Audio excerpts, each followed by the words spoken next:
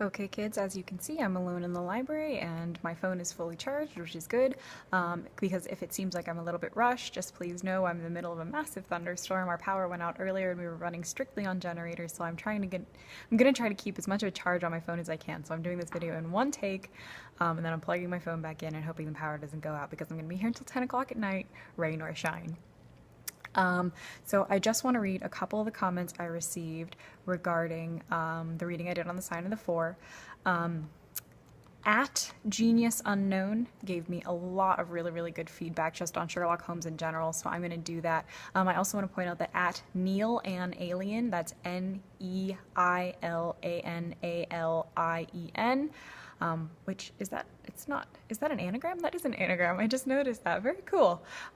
Sent me an email with some notes attached, and I want to do a separate video all about that. Obviously, I'm not going to be doing it tonight because I'm trying to conserve power, so let's do this quickly. He said, when he said he had no intelligent discussion to add to this, I'm like, of course you do. He said most of his comments were, when is Watson going to stop being surprised when Holmes knows something? And that's very valid. There are a lot of Sherlock Holmes stories that Arthur Conan Doyle wrote, not so much leading up to the original death of Sherlock Holmes, but definitely afterward. And yes, he's absolutely right. Watson is never unsurprised at Holmes', shall we say, genius, which is a little bit funny. And then we started talking about the modern interpretations of Sherlock Holmes from House to Sherlock, even a little bit of Elementary.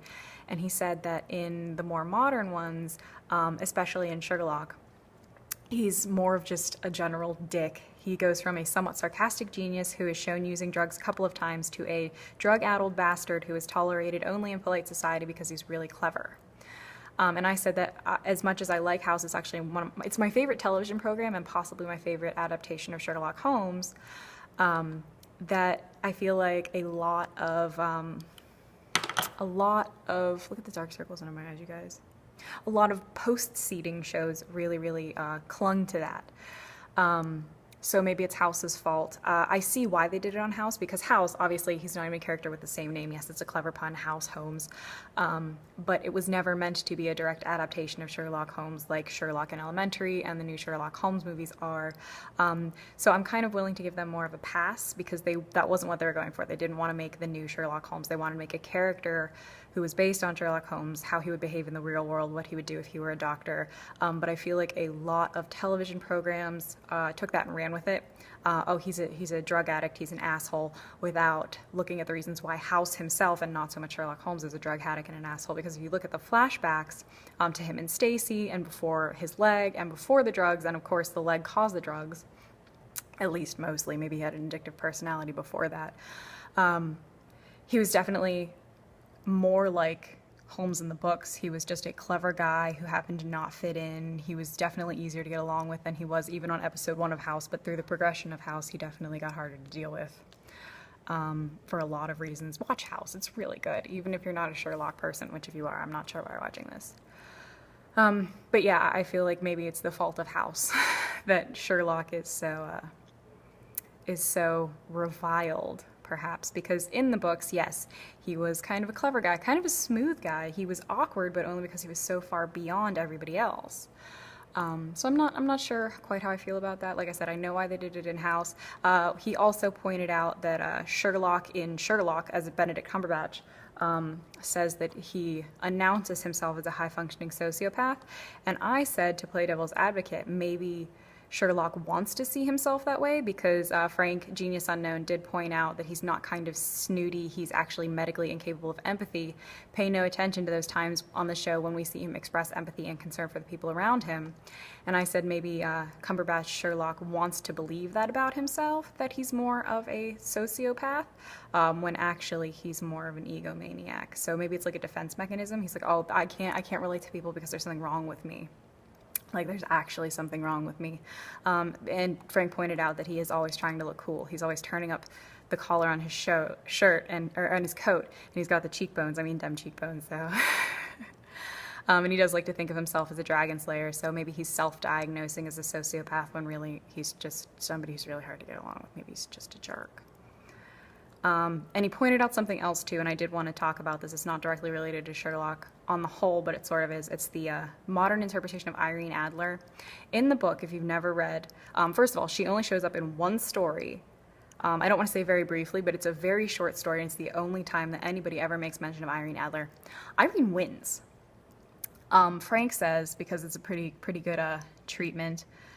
So this is something that pissed me off with both TV adaptations, being Elementary and Sherlock, not House. In Elementary, she's Holmes' old girlfriend whose murder, though apparently she's still alive, sent him into drugs and crime solving. In Sherlock, she's a hypersexualized dominatrix who is ultimately defeated by her own attraction to Sherlock. Which, no, Irene Adler beat Holmes in canon, saw him coming a mile off, escaped in style, end of story. And that's absolutely true. Irene saw through Sherlock before Sherlock was even aware that there was a case. It's amazing. It's a great story. You should definitely read it. In Sherlock, Sherlock wins completely. He wins her heart, solves the puzzle, and then saves her life. Wrong, wrong, wrong. It is completely wrong. It is completely male-dominated. And I don't like how it's handled. I don't like how Irene's even handled so much in the movies, the Robert Downey Jr. movies, even though it's a little closer to the books. But in the books, yeah, Irene wins by a country mile. She really, really does. And then I just want to close with Lee Wright, I'm sorry, I've never pronounced your name out loud. He asked on the YouTube page, is Sherlock Holmes, is Arthur Conan Doyle readable? Yes, completely. You could read these books having a 7th or 8th grade education, you know, being a C student, and anybody can read these books. They are very, very easy to comprehend. Worst case scenario, you have to look up some historical events about Victorian England and kind of cultural things, but just to read them as stories and using context clues to get through them, they're completely readable. The dialogue is totally smooth. The slang is not something you won't understand. I have a harder time reading like 1930s, 1940s Marvel comic books than, or DC comic books. My timelines are a little bit off, but yes, I have an easier time reading old Conan Doyle than I do some things that were written in the 30s and 40s, and these were written 50 and 60 years before that. So yes, if you want to give it a try, start at the beginning. Start with A Study in Scarlet, go to The Sign of the Four, just read them in chronological order. You won't miss a thing, I promise. They're very readable, and I enjoyed them from day one. I started reading these when I was a kid, probably high school age, and I had no problems. I reread them many times, probably once a year. I reread all of them, but then I'll just reread, I really, really like, I really like a lot of them. That's such a trick question. Hound of the Baskerville Hills is probably my favorite. I've probably reread that 6 or 7 times now, just since my yieldy significant other bought me a beautiful, complete collection of them all. So yes, they're readable, they're enjoyable, you won't miss a thing. Highly recommended. If you guys have anything else to add, definitely do. Just leave a comment below. God, I look terrible. Oh, lighting in here is great. You can tell this is 113-year-old lighting enhanced by the light of a computer screen. This is great. This is super sexy. Anyway, I am going to do another video on Conan Doyle probably soon, just because of an amazing email I got from Neil and Alien, which is an anagram. I love that so much. All right, but you guys, this is getting pretty low. My phone is probably dying. I hope the power doesn't go out because I'm going to be so screwed. Plugging my phone in. I'll talk to you guys later. Thanks so much for all the audience participation this time. It was great. Thanks.